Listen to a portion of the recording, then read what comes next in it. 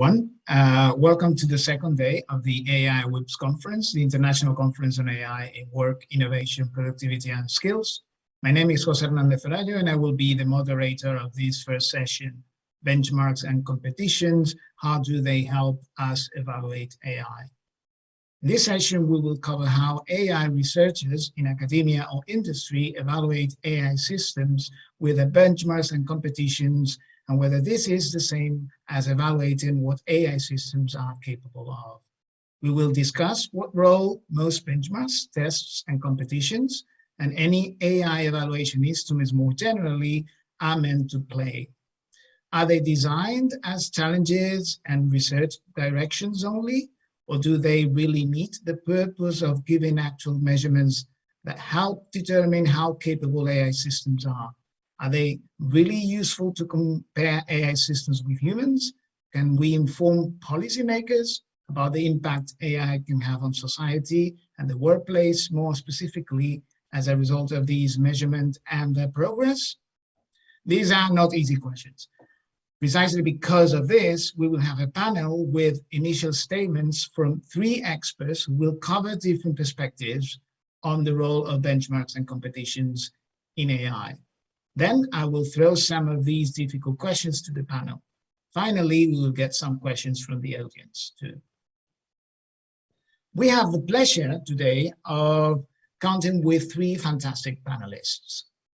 Anthony Cohn is Professor of Automated Reasoning at the University of Leeds, and in the past few decades, he has shaped the way in which we understand key areas in AI, such as knowledge representation and reasoning, as well as playing a prominent role in AI as a whole, with several awards for distinguished service to the AI community from major scientific organizations such as ISHCAI, AAA, among many others.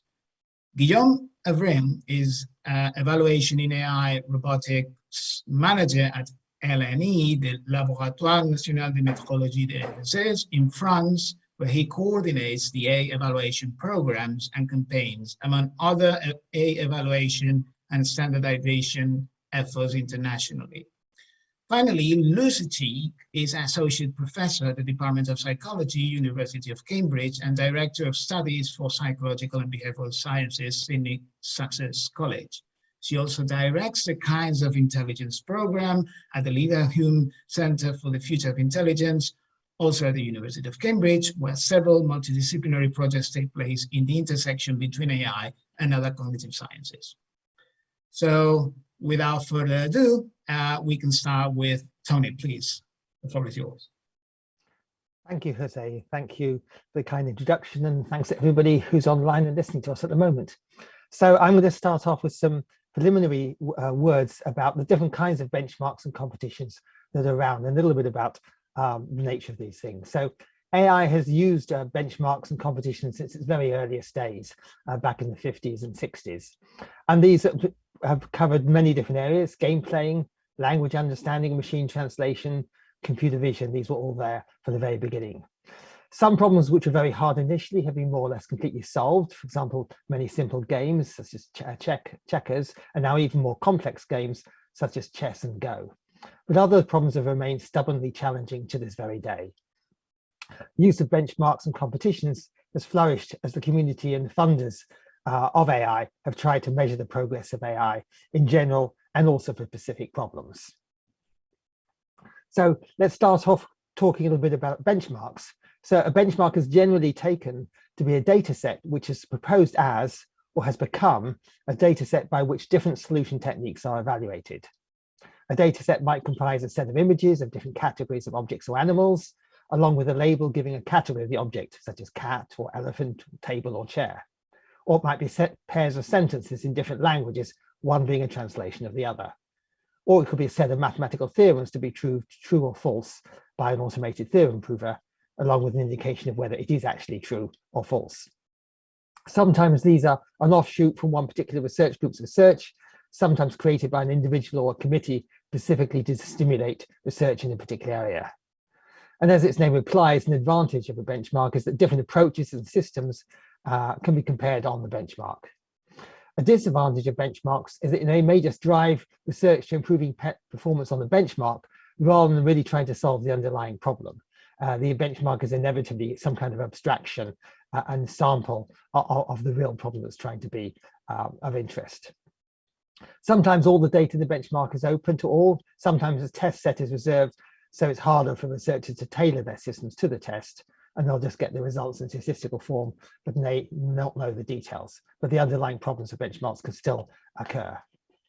By contrast to competition, is then a formally organized event, usually at some particular time in the year or every few years, whereby different teams with different robots, physical AI systems or AI systems, which are purely virtual, compete to solve a set of problems or challenges.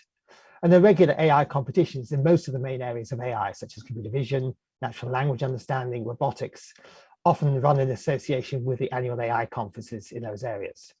They may attract just a few entrants or sometimes even hundreds. Sometimes there even need to be qualifying rounds in order to get into the main competition. Sometimes the competitors are automatically graded. Sometimes human judges are involved, depending on the nature of the challenge, and sometimes both. Typically, the rules are changed and updated a bit every year. The competition becomes a bit harder. Sometimes competitions become no longer relevant, new ones introduced, in fact, just like benchmarks, where sometimes these go out of fashion or become no longer useful for measuring progress. So competitions, they serve many purposes. They will generally drive progress in the community, and we've seen that happen across a number of different areas where communities really got together and take an active part not only in setting the competition, but also then in building systems to meet the challenges of that competition. Researchers enter both to evaluate the methods and techniques, but also to gain kudos and potential career enhancement. Sometimes small or even big prizes are offered, and again, that helps drive research. For example, the DARPA Driving Grand Challenge, there was a $1 million prize offered for the first person to be able to solve the problem. Arguably, they're a way of measuring the state of the art in a relatively objective way. It's set externally by the system's authors of what is now within the scope of the best systems and methods worldwide, and just a little bit longer, a little bit more challenging than that, so as to drive the progress. And with benchmarks, sometimes researchers will choose the benchmark on which the system works, but you've got much less choice if you want to enter a competition. There's usually one or at most two in your particular area. And typically, the failures of system one competition will then generate improvements in the next year's version of the competition. And they really help build community. They usually come together, they'll share expertise, they'll have hackathons.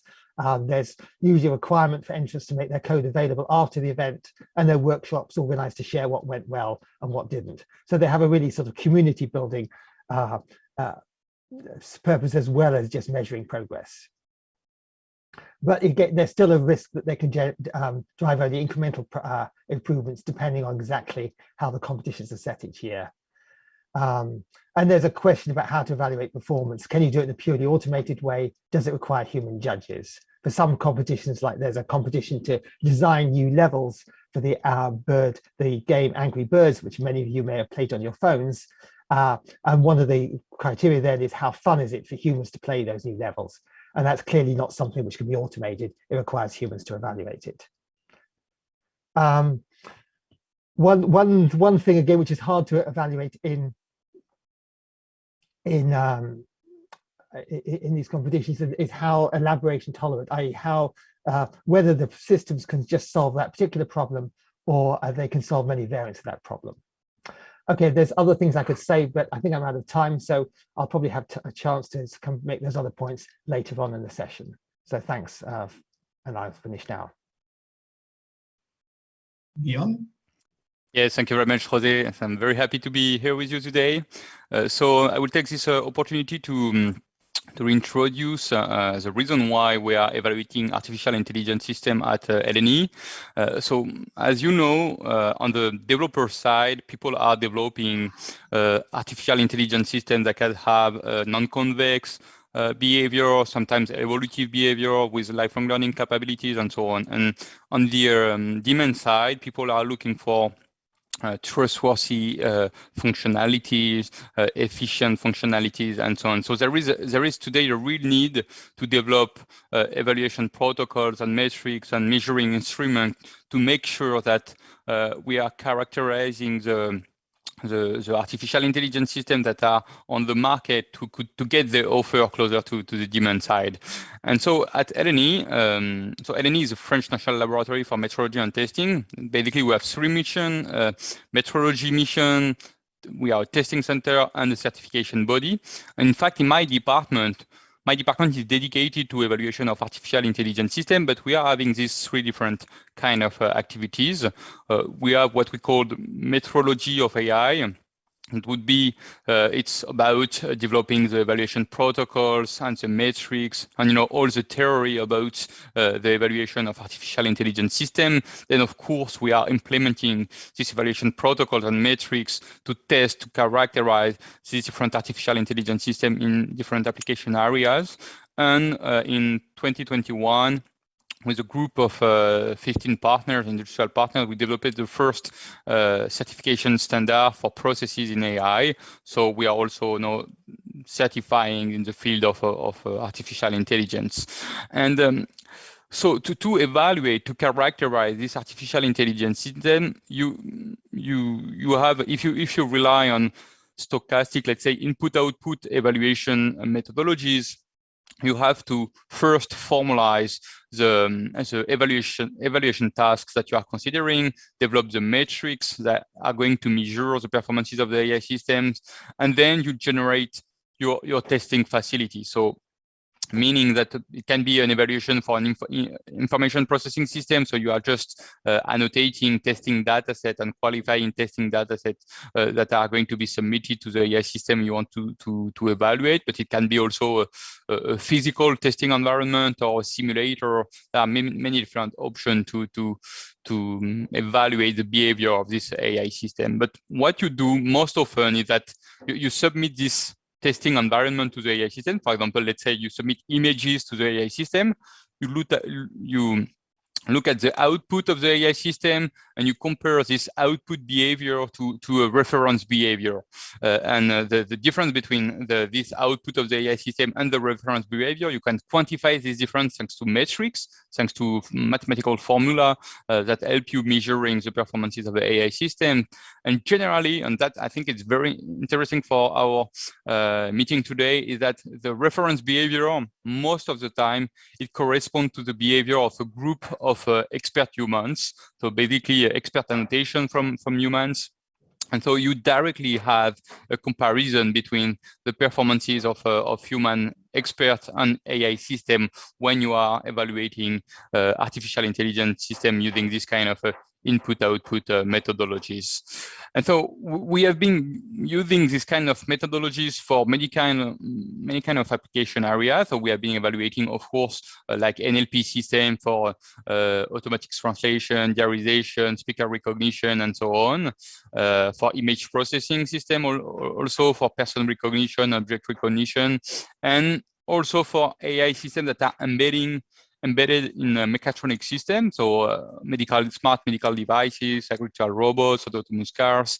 For all of these different systems, we are using the same core methodology about the comparison between a reference behavior and the behavior of the AI system you want to evaluate thanks to metrics. And so there are some of these evaluation tasks that we are considering that are really, let's say, AI specific, because, for example, if you look at name entity recognition, it's a task that is only useful when you evaluate an artificial intelligence system. It's not really a task that a human being would do at work, for example, or something like that. But you have other kind of evaluation tasks that we are considering, such as automatic translation, for example, or autonomous weeding of agricultural plots, where this task today, most of them are achieved by human experts on their field, and some of these tasks are going to be maybe automated in the future. So it's really, I think, important to make sure we are able to compare the characteristic of this AI system to the performances of humans achieving this task. Thank you very much. Lucy? Hi, it's lovely to be here speaking to you all. So I think one of the important things we need to establish when we're talking about AI benchmarks and competitions is why we want them. Why do you benchmark?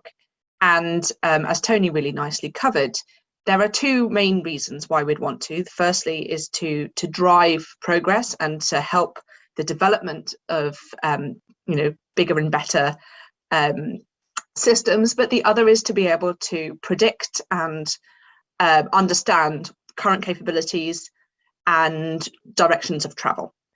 And one of the reasons, this second one is one of the ones that's really key, because for something to be useful as a benchmark, it needs to be able to test for something. It needs to be able to tell us something about the capabilities of that agent. It is no good having a benchmark or a test that specifically only tells you about the ability of the system to perform in that specific test, in that specific circumstance. And this kind of issue is something that again, Tony mentioned earlier, that it can be a real issue with these AI benchmarks. It's a little bit like having a school exam that tests your ability to specifically pass a school exam. The reason we have school exams is because they are predictive about what else a child can do other than that exam. They tell you about the knowledge in a particular area. They tell you about the ability to work under pressure. They tell you lots and lots of things that are not exactly how you can answer those specific questions in that specific exam. And if it was that, we wouldn't use them. And this is the difficulty we have at the moment, that in AI, we have two big problems with benchmarking. Firstly, that we have a tendency to, in school terms, teach to the test. Because we have established benchmarks that are driving this progress in AI, there's a tendency to work towards maximizing performance on those tests. And that's great at improving performance on those tests, but it doesn't, again, as Tony covered, it doesn't necessarily help solve the problem which the test was designed to help us solve. This overfitting, if you like, is basically like being an expert on test taking and nothing else. And that's a problem because it means it doesn't actually drive progress in the directions we wanted. But even if that wasn't an issue, we'd have a major issue if we don't know what passing the test means. If an AI can play StarCraft really well, or can play Atari games really well, or chess, or it can really accurately distinguish between a picture of a cat and a dog, that doesn't necessarily tell us anything about the underlying capabilities of the AI, what uses it can be put to safely, and it doesn't predict what uses it may take in the future and answer the sorts of questions that we're discussing today.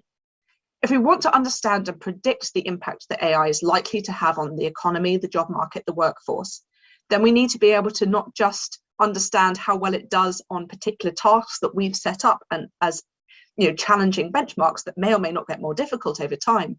We need to be able to understand its capabilities and predict what else it can do and what the direction of travel is. We need to make sure, therefore, that that is what our benchmarks tell us.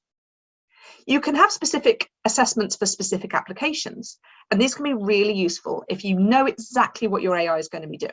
In a particular field or a particular application, you can test for that thing, and that's great and that works. But that's only useful where you can do that. If we're not going to be able to make a specific test for every single application, we need to have something that's a bit more broad brush and a bit more generalizable. And this is where the capabilities approach comes in. In psychology, we design tests to assess specific cognitively defined abilities. And these abilities have come from theory and evidence over more than 100 years of studying human behavior and human cognition to predict a much wider set of skills and abilities beyond that which is assessed by that particular test. We actually go beyond that and we create batteries of multiple tests that all putatively test the same ability, but vary in their other challenges. And all of these come together to make sure that it's firstly very difficult to pass these tests without having the underlying ability, but secondly, that it's difficult to fail them for a reason that's unrelated to the ability you're looking at. So we need benchmarks in AI that take this approach. We need to design benchmarks that assess specific AI capabilities, rather than designing AIs that are designed to excel at specific benchmarks. And the difficulty is that if you don't design your benchmarks properly, then that's where you end up, even if that's not what you're aiming for. You end up with the equivalent of a GCSE child that has been trained to pass GCSEs and can do nothing else. And that's not useful for predicting the future of the economy or the workforce. Thank you very much. Okay, thank you very much, Tony, Guillaume, and Lucy. Then the three of you, you have emphasized some things that, some purposes that they, that these benchmarks and evaluations have, but also some issues, and especially Lucy has emphasized some of the limitations of these benchmarks as evaluation instruments. I would like to develop a little bit on this. For instance, there's a phenomenon that we have seen in the past few years that even if there's objectively real progress in AI, and that's probably one of the reasons why we are here today, we see more and more frequently that many benchmarks are replaced by new ones. And it is not clear whether this is because we find that they are not really working or being gamed by this teaching to the test or learning to the test, or because AI is really progressing and we need something more complex as a new challenge. So my question to the panel would be about these, where we find that benchmarks could be good for. It is just when the task is very clear, and where are there limitations, where the task is evolving, or it is more like a more general purpose system that we want to evaluate. When is it, so more clearly, when is it that benchmarks and AI evaluation in general, they deliver and they do not deliver? And please, any of you can just start taking my question. I mean, I think there's a general problem. I mean, any benchmark is limited. Any exam for humans is also limited. I mean, you know, as somebody who does well in exams may not necessarily do well in real life, and some people who perform miserably in exams can actually be, you know, perform really well in their chosen profession. So, you know, I think this is a generic problem with measuring things: is how do you measure these tacit, latent capabilities that both humans and machines hopefully have. So, you know, I think there's a general problem. I think in terms of benchmarks going in and out of fashion, I think people do invent new benchmarks mostly because there is some new task which kind of they think machines maybe can do now, or they got some new technology and they want to sort of put it to the test. And it's clear that some tests have become less useful because, you know, the machines are now getting scores of 97, 98, 99, 99.5%. And there's not enough sort of headroom, as sometimes is the term used, that just as you want to set a challenging test, which will distinguish your very brightest students from the pretty bright students, you want the same with machines. I'll let somebody else have a go. Quick remark regarding the end of what you are saying, Jose. We have in mind the nice graphics from the NIST, the National Institute of Standards and Technology, that is, you know, measuring the progress made by AI system for different specific evaluation tasks, and each time the AI performance is going over, I mean, is over is reaching superhuman performance, then they say, okay, we should, we can consider this task is solved, and we should find another task that is more difficult, and so on. So I think one of the main reasons why we are changing so often the evaluation task is just because we are reaching the goal that was maybe reaching superhuman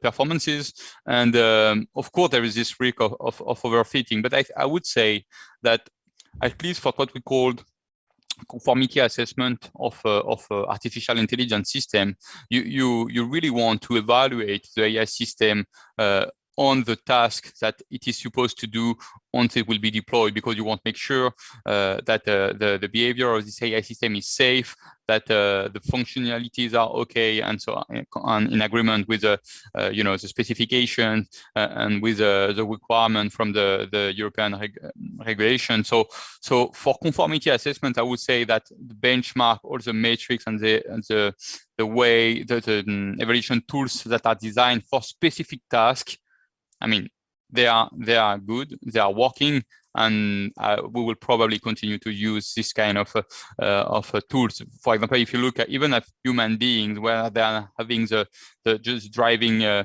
license exam, I mean, we are asking human beings to drive to pass this exam, right? So it's true that generally the exam for human being is something like 30 minutes, where for the autonomous car, you are asking the car to drive more than 1 million kilometers. But this is more related to the fact that the AI system behavior is not really non-convex, really fragile, let's say, brittle.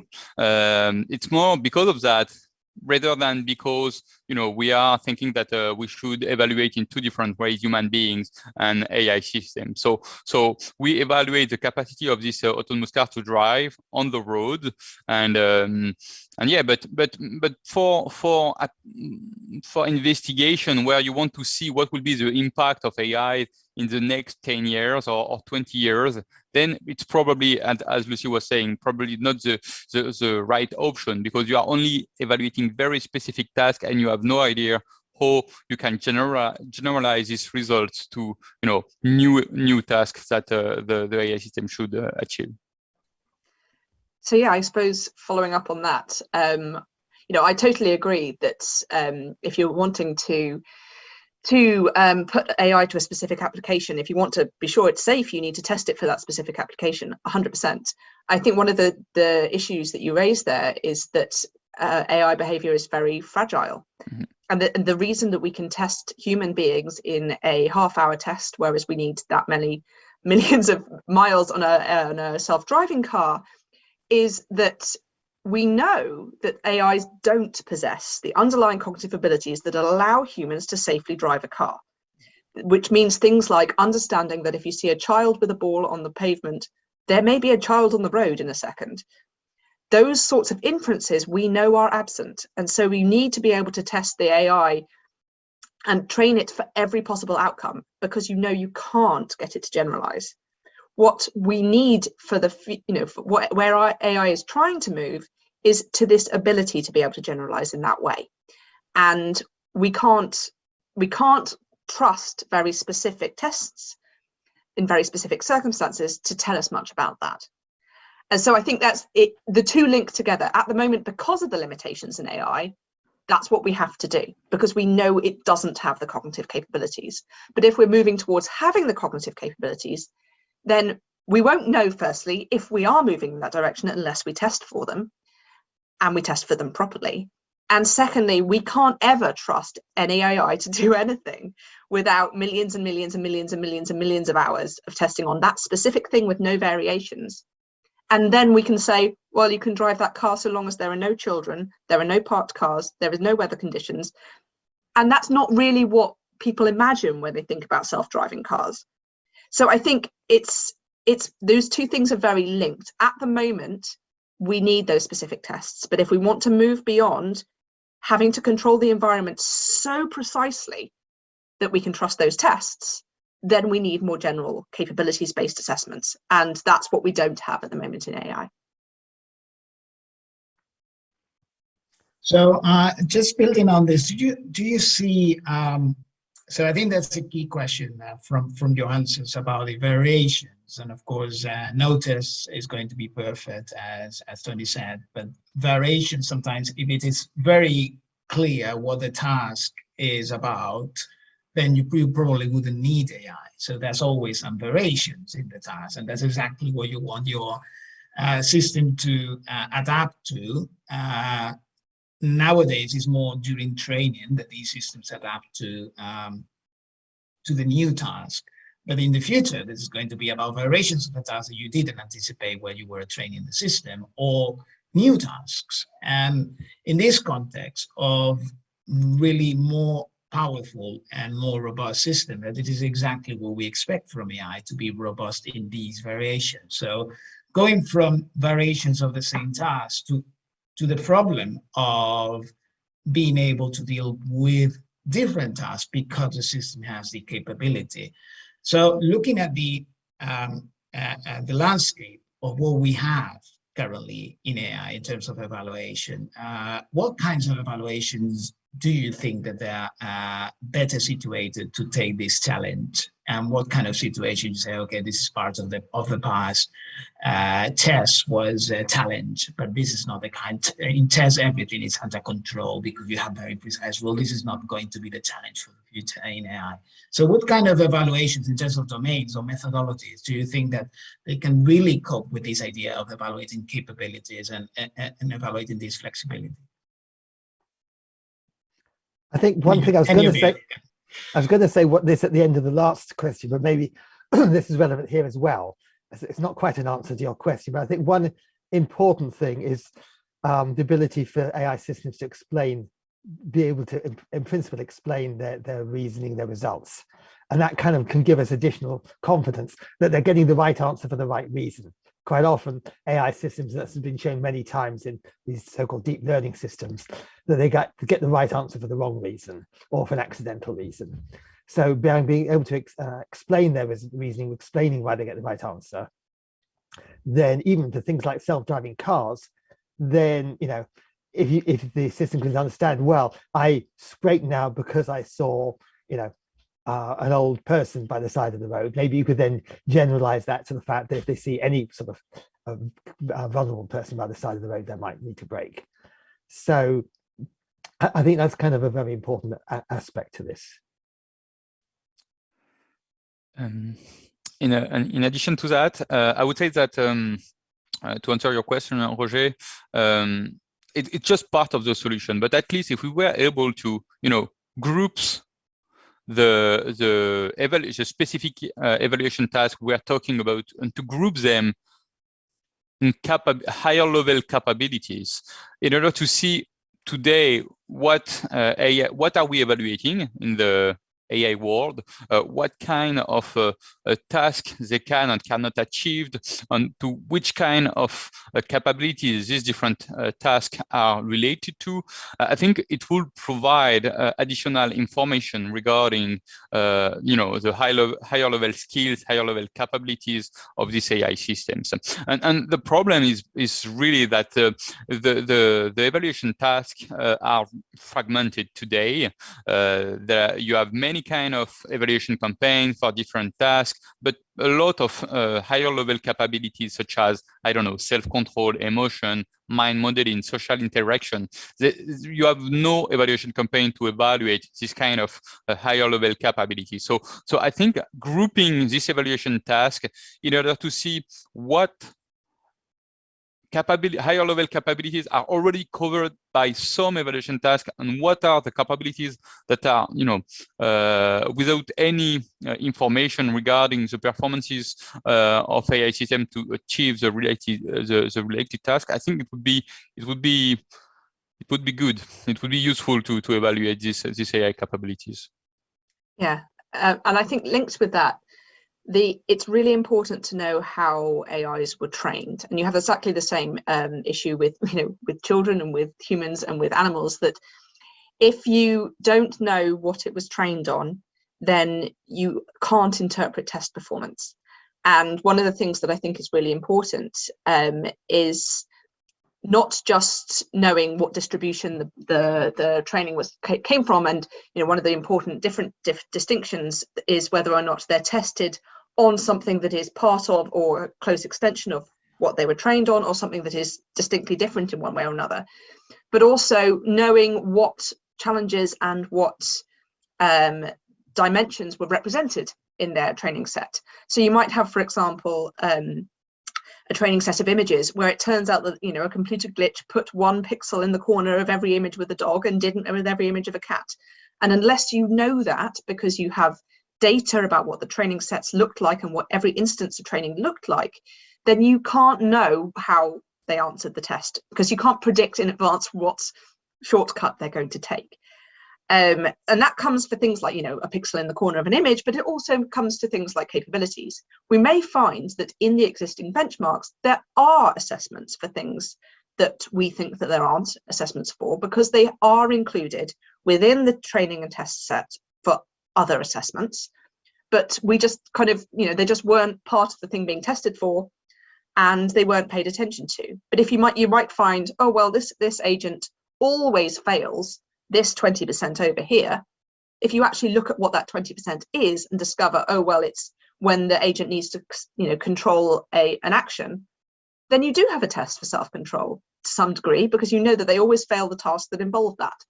So I think it's important that we go beyond just saying, here was the training distribution, here is the test distribution, they got 80%. We need to understand what they were trained on and what they were tested on, and where the failures were and why they matter. And that will give us a much more sophisticated idea about the abilities that they have. And that's already in there in the data. We just need to do the annotation, if you like. Okay, thank you. We are having some questions from the audience related to some of the things that you are discussing. But before we go to some of them, and that's probably some of the audience, what they expect from us. So some of these evaluations, they have a purpose. Some of them, they have some limitations. We have gone through that. But in terms of this purpose, so how, it's a little bit like many of them are just designed by AI researchers themselves, sometimes by industry, sometimes by some organizations, in this case, independent organizations. But how many times is it the case that we have AI evaluations that are useful for policymakers? So, for instance, is it, should we compare AI systems with, or mapping what they are capable of with the capabilities that we need for occupations or the skills? Should we focus more on those skills humans have, or should we focus more on those skills that humans don't have, because those skills that are new or that AI that is bringing, they may be more transformative for the workplace, as has happened with some other areas in computer science, about things that computers do and we don't, and they do much better than us. So what is more important? We have to cover both things. And what's the message for the policymakers here? I think, there is a disconnect, I think. But most benchmarks and competitions and so forth have been designed by AI researchers for AI researchers. And maybe they've had some sort of thought about, measuring the general progress of AI and the sort of implications of policymakers. But I don't think that's been the foremost purpose when people have designed these benchmarks and competitions. They're just, I want to show that my system is better than my friends from the next university down the road or across the other side of the world. So I think probably having some more discussion between policymakers and AI technologists in maybe exactly forums like this, I think would be very beneficial, so that maybe the next generation of benchmarks and competitions could be more maybe focused or built towards the needs of policymakers. I think there are some which kind of clearly go in that direction, and some which are much more in the direction of just evaluating the latest set of reinforcement learners or whatever the particular technology is. And that's also a distinction between some benchmarks competitions are focused particularly on a particular technology, and others are sort of technology ambivalent. And they just say, well, you can enter any AI system, however it works. It could be machine learning, it could be sort of set of rules, just enter it and just see how it works. So, ultimately, I don't think I've got a good answer to the question as to, but I think it's an interesting question to ask, and I think it's something which would be good to make some progress on. And regarding what have been said before, I think it's important to say to the policymaker, to keep in mind that there are really two use different, or maybe more, but at least two use that we can see of benchmarking for policymakers. And we were speaking about conformity assessment. For conformity assessment, for certification, party certification of AI, third-party conformity assessment, so certification of AI system, evaluation tasks such as the one that are used today and by notified bodies, by testing laboratories that are considering this intelligent system. They are working well, but we miss a lot of this evaluation task to cover the different application areas of artificial intelligence system, and we are also missing the testing data set. So it's working well, but we need resources to make it really useful for the different use of AI systems. But there is also this other need to be able to predict what would be the consequences of the deployment of this artificial intelligence system on the future of work and the future of skills. And for this kind of prediction and to design the politics associated with the policies associated with this question, then, as we have said before, maybe this specific evaluation tasks are not enough, and we should find ways of comparing these human capabilities with artificial intelligence capabilities. So one option is as I was saying, to group the evaluation tasks into a taxonomy of human occupation in order to see what has been covered and what has not been covered yet. So just to provide an example, in first approximation, you could say that any task that is automatized by an artificial intelligence system is about recognition, understanding, mission management, or action generation. And with these four very high-level group, then it's possible to, group the different evaluation tasks and the one where AI systems are performing good and the one where existing AI systems are not good enough and in comparison with the human performances. And it's one way, one of the solutions that could be useful, I think, for policymakers to help them design these new policies. I think there are some issues with the the focus on higher level human abilities, and I think that's partly because we had this idea that the peak of human performance is things like being able to play chess. That's what smart people can do. And we've learned over the last 50 years that the form of intelligence that AI has is very, very different to the form of intelligence that we have. And that means that they can be incredible at mathematics, incredible at chess and things like that, that we really struggle with. Only the smartest people can play chess, but that's not true necessarily of an AI brain. But what we do when we do that is we also ignore all of the things we take for granted as humans that we use in the workplace all the time that are necessary for being able to carry out the most basic tasks that AIs really struggle with. And I think one of the things that's going to be most useful for being able to predict where AI is going to be able to go will be solving these really basic problems. Obviously, people talk a lot about machine common sense, and that's a a really general phrase.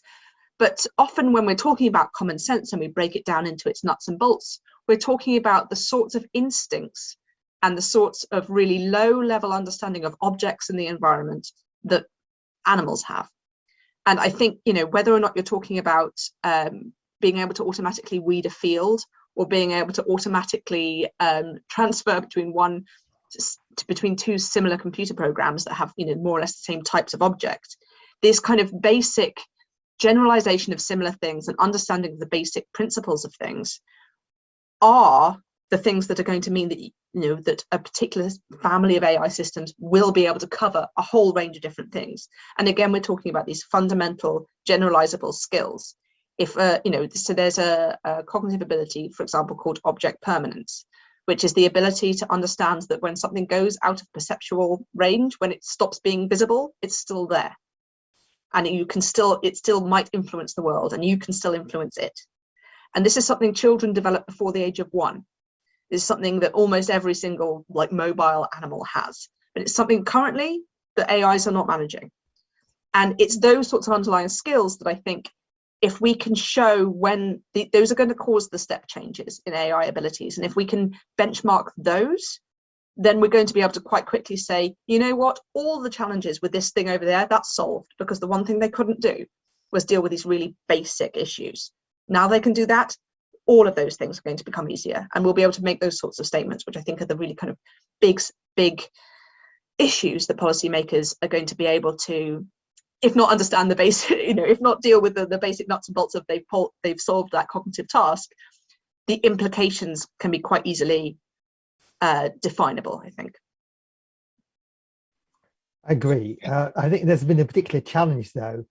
I mean, common sense, as you say, has been, right up there. McCarthy identified it as a key point for AI right back in the 50s. But it's been something that's been very, very hard to measure, or to get computers to have, but also to measure. And lots of people have set up benchmarks and data sets for this and failed, because somehow people have managed to game the system. I mean, one of them is called the Winograd Schema Challenge. A lot of people thought that was a really great benchmark, but actually it's been solved by essentially tricks without. I think the reason for that is, there's a reason that psychologists basically never use the term common sense, because it doesn't mean anything specific.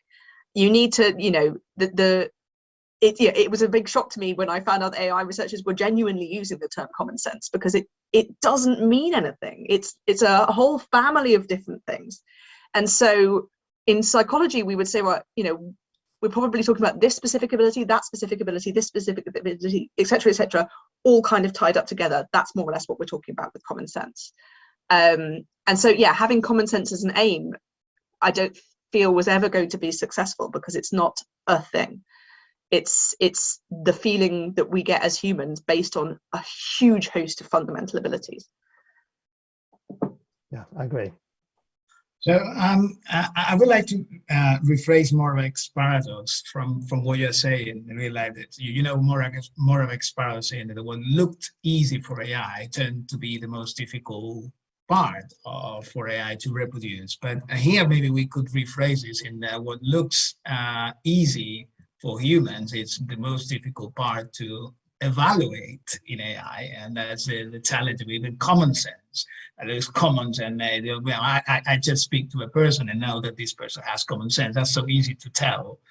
But then you try to evaluate that formally, or just with a little bit more specifically, and we fail. And there are many ways in which this can be gained by statistical things or artifacts, rather than the actual thing that we want to measure.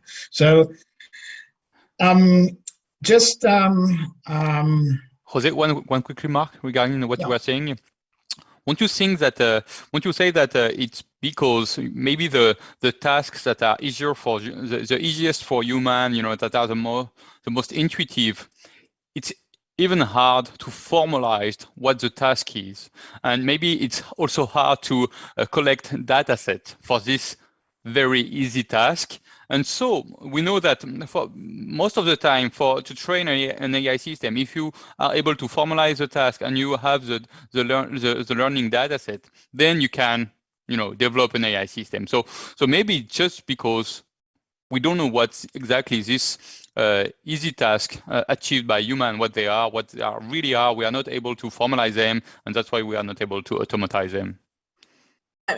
Not to kind of continue this, I know that Jose wants to take questions from elsewhere, but that's exactly why I always talk about in terms of using task design to assess animals and babies, because that's where these things come from, and that's where 100 years of research has been designing exactly that, in trying to understand what it is that babies develop that mean that age 3 they can start to come out and talk to sentence to you and have a conversation. That's where that research has been for many decades, and there are formalizations and there are tests, and we can take advantage of that. Okay, I'm going to take a few questions from the audience. I have a question from Alberto Nagelcajes. What will be the main dimensions that the consensus benchmark must have to evaluate AI? But that's a related question from Valeria Bastos. Can benchmarks be interpreted as technical standards for ML system? And I think these two things are related, because sometimes standards, they come from some kind of a consensus of what we want to evaluate. This is going to be our standard for evaluating something in particular. So how easy it is it to just to put people together to reach a consensus, especially when you have non-independent players here, especially tech giants, and they want to, okay, let's just focus on this and not on that because we are not interested in that. So to find this kind of consensus just to reach a standard about how this should be evaluated. Maybe Guillaume, maybe you can start with this. Of course. So in fact, I'm participating to different standardization committees at the European and international level. So I'm at Sensenelec JTC 21, head of the French delegation, and also at ISOIEC JTC 1 SC42. So the two standardization committee for AI at the European and international level. And we are really working in these working groups, in these standardization committees. We are working on the metrics. We are working on the evaluation protocol.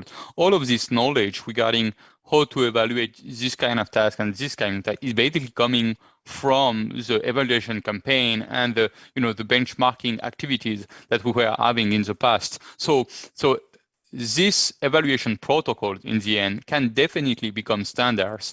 And in fact, if the benchmark or the evaluation campaign is famous, have been well accepted by the community, in general, you can easily reach a consensus in the standardization committee. So there are no real opponent regarding the kind of metrics you are going to use to evaluate, I don't know, automatic translation or speaker recognition or this kind of tasks that are really well known by the community. So there is already a consensus, a scientific consensus regarding the best metrics to evaluate. It's not always the case, but sometimes you have a consensus within the scientific community regarding the best metrics for some tasks, and so you can easily develop standards based on that. Tony, Lucy, do you want to add something to this question?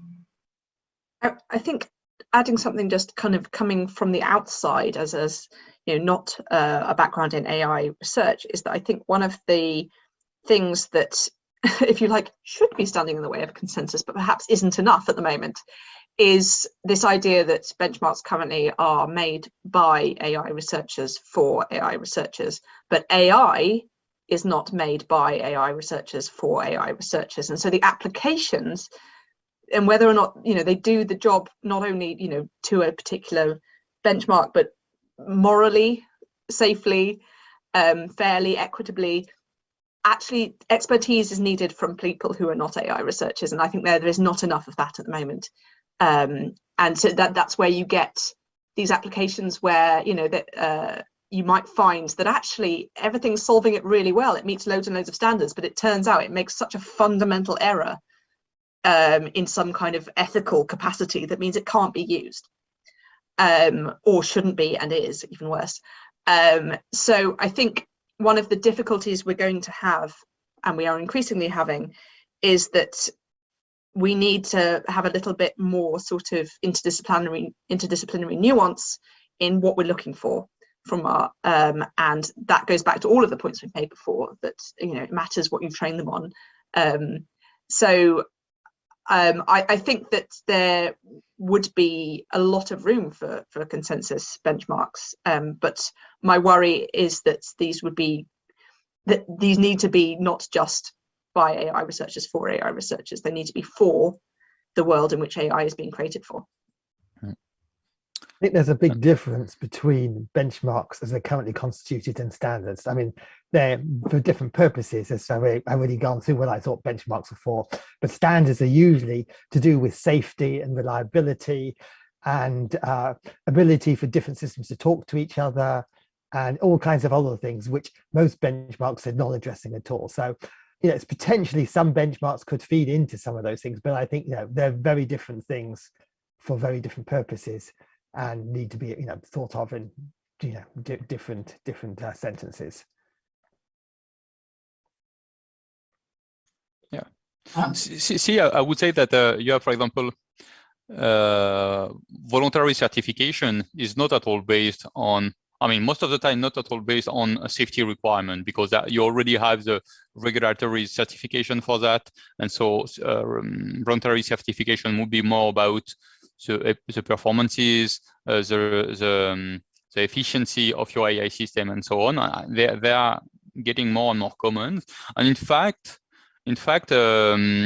in these two different standardization committee I was mentioning, safety is only a part of the work that is ongoing. But it's true that there is a really the incentive to move fast regarding the development of standard today is related, at least at the European level, it's related to the AI Act. And we need harmonized standards in order to support this new requirement for artificial intelligence system. And it's true, as we were saying, Tony, that these requirements are mostly about safety rather than performances or these kind of things, because we would not forbid the deployment of an AI system just because it's not performant enough.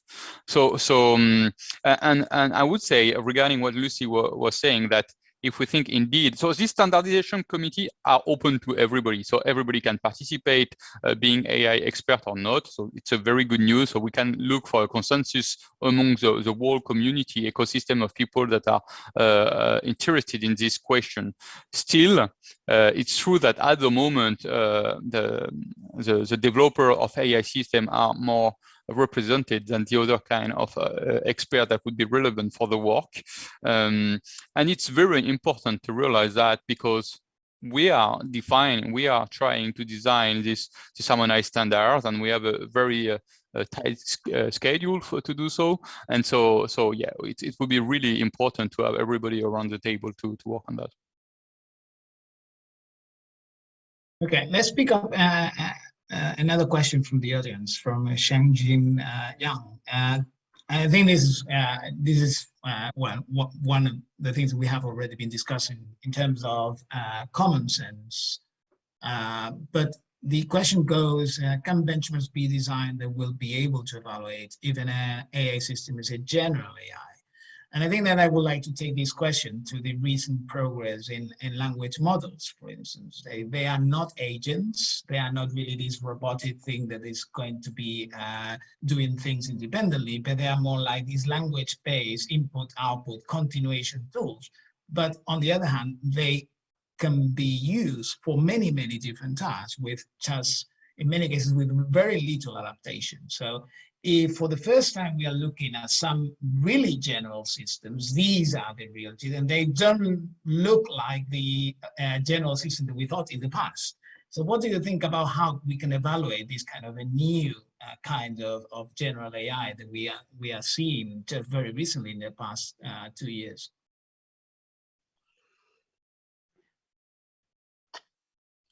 That's a difficult one.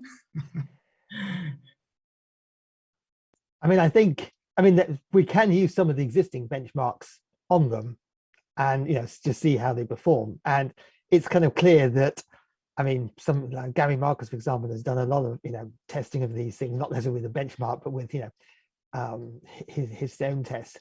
And it's clear that, at least at the moment, these things often perform very well, but other times perform miserably and just give completely nonsensical answers. So it's not clear to me you necessarily need a different kind of benchmark to evaluate a language model. Maybe you do, but that's not clear to me that you need a different kind of benchmark in principle. But yeah, let me think about it a bit more whilst my colleagues have a go at this one. I mean, my sense with the language models is that they seem general because language is general, and because the data they're given is language information on a huge number of topics. And if you were to correlate which words go together across all of those, that huge input, then you quite often get, sensible answers to sensible questions. But as Tony says, you quite often don't. And I worry that people are seeing the kind of cool stuff that you can do with these language models and thinking that they can do something they can't. They can see patterns, statistical patterns, in which words on the internet appear together, and reproduce things that appear together. But that doesn't mean they understand a thing they're saying. They are really, really, really sophisticated parrots. They are not understanding what's being written. And I think there's a real danger in mistaking those two. Agreed. Okay, so I think we are running out of time. It's been a pleasure to having you here, Tony, Guillaume, and Lucy today, and this discussion. We could be speaking for hours about, especially the future of AI evaluation and the implications for policymakers. But we have to leave it here for today.